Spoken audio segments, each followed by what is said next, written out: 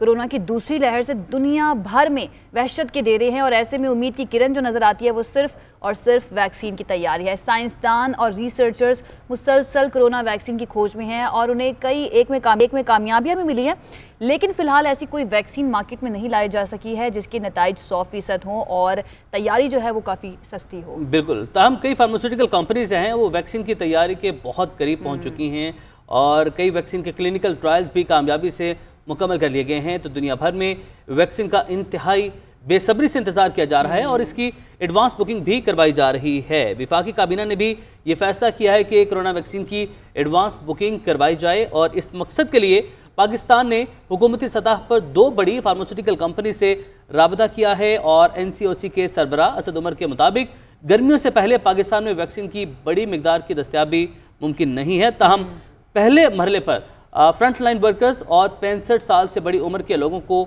ये वैक्सीन मिल सकेगी। सही है। कोरोना वैक्सीन कब तक पाकिस्तान में दस्तयाब होगी और पाकिस्तान जैसे इसकी रसाई जो है कब तक मुमकिन होगी, इसी पर बात कर लेते हैं। यूनिवर्सिटी ऑफ हेल्थ साइंसेज के वाइस चांसलर डॉक्टर जावेद अकरम ने हमें ज्वाइन किया है। डॉक्टर साहब, बहुत शुक्रिया आपके वक्त का। बताइएगा कि वज़ीर-ए-आज़म पाकिस्तान ने कोरोना वैक्सीन की खरीदारी के लिए एडवांस बुकिंग की मंजूरी दे दी है और अभी हम वैक्सीन की बात करें तो वो तो सिर्फ तैयारी के मराहिल में है और आपको लगता है कि ऐसी सूरत में जो पाकिस्तान के लिए वैक्सीन है अगर वो बन भी जाती है तो पाकिस्तान के लिए उसकी रसाई जल्दी मुमकिन होगी? देखें, कोरोना को मंतर आम पे आए हुए तो अभी 1 साल नहीं हुआ। 11 दिसंबर 2019 को सबसे पहला केस वुहान में चाइना में रिपोर्ट हुआ और उसके बाद ज़ाहिर है इसने तमाम मुल्कों को अपने असर अंदाज किया और बहुत सारी कीमती जानों का ज़िया हुआ और तकरीबन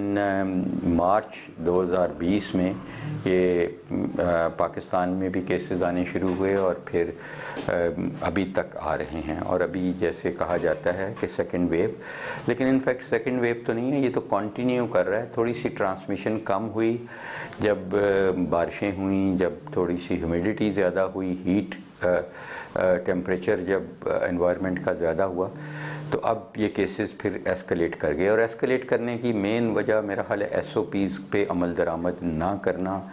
और जलसे जुलूस हजूम करना। और ये गवर्नमेंट का बहुत अच्छा स्टेप है कि उन्होंने ये अभी प्रोहिबिट कर दिया है कि जलसे जुलूसों को और गैदरिंग्स को डिस्करेज किया है। तो मैं समझता हूँ कि इससे काफ़ी फ़र्क पड़ेगा और जब अवाम उन्नास मास्क नामी ये चीज़ in the true sense with zero tolerance इसको हम फॉलो करेंगे कि नो मास्क नो सर्विस का ये हर कोई अपनाएगा मोटो, और दूसरा हम सोशल और फिज़िकल डिस्टेंसिंग रखेंगे और अपने हाथों की हाइजीन का ख्याल रखेंगे तो होपफुली ये फिर अंडर कंट्रोल इंशाल्लाह आ जाएगा। ज़ाहिर है कि अल्टीमेटली इस बीमारी की जो नेचुरल हिस्ट्री है वो तो मेरा ख्याल यही है कि जब हमारी 30 से 40% आबादी किसी भी मुल्क की वैक्सीनेट हो जाएगी तो और उसमें एंटीबॉडीज़ जनरेट हो जाएंगी जो प्रोटेक्टिव एंटीबॉडीज़ हैं तो फिर होपफुली इसकी ह्यूमन टू ह्यूमन ट्रांसमिशन रुक जाएगी।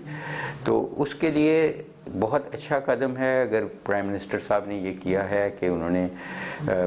इंटरेस्ट शो किया है इसको परचेज़ करने का फॉर पाकिस्तान और फिर इसको डिस्ट्रीब्यूट करने का। तो मैं समझ रहा हूँ कि ये इंशाल्लाह ज़्यादा दूर नहीं है ये वैक्सीन का आना तमाम मुल्कों में। मैं समझता हूँ ज़्यादा से ज़्यादा ये 6 हफ्ते या 8 हफ्ते की बात है क्योंकि फ़ेज़ 3 ट्रायल जो आखिरी मरहला होता है ट्रायल का, क्योंकि इसके बाद फ़ेज़ 4 तो मार्केटिंग के बाद का ट्रायल है, पोस्ट मार्केटिंग,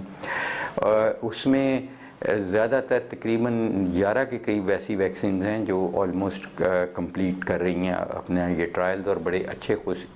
आइन तरीके से कंप्लीट। डॉक्टर साहब, वैक्सीन की तैयारी के बाद इसे एक से दूसरी जगह मुंतकली पर भी अब कुछ सवालात उठ रहे हैं। फाइजर ने जो वैक्सीन बनाने का दावा किया है उसको -70 डिग्री में रखना ज़रूरी है, तो ऐसी सूरत हाल में जो तरक्की पजीर ममालिक हैं उन तक इस वैक्सीन की तरसील कितना बड़ा चैलेंज होगा?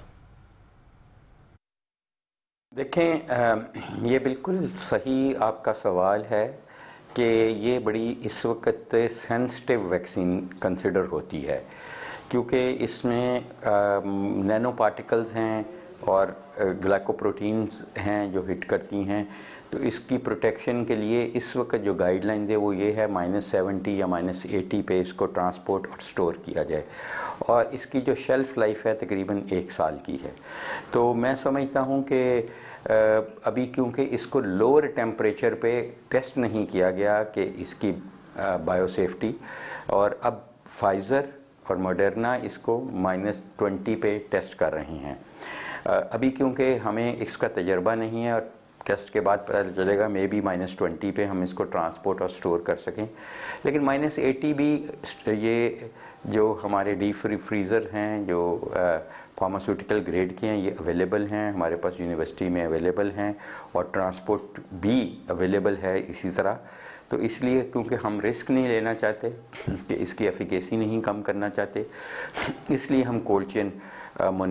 इसकी मॉनिटर कर रहे हैं बड़ी केयरफुली। लेकिन जब तजर्बा हो जाएगा तो शायद वैक्सीन इस किस्म की बन जाएं जो शायद बहुत कम टेम्परेचर पे भी -4 पे भी होपफुली रहेंगी। जहाँ तक इसका अवेलेबिलिटी पाकिस्तान में या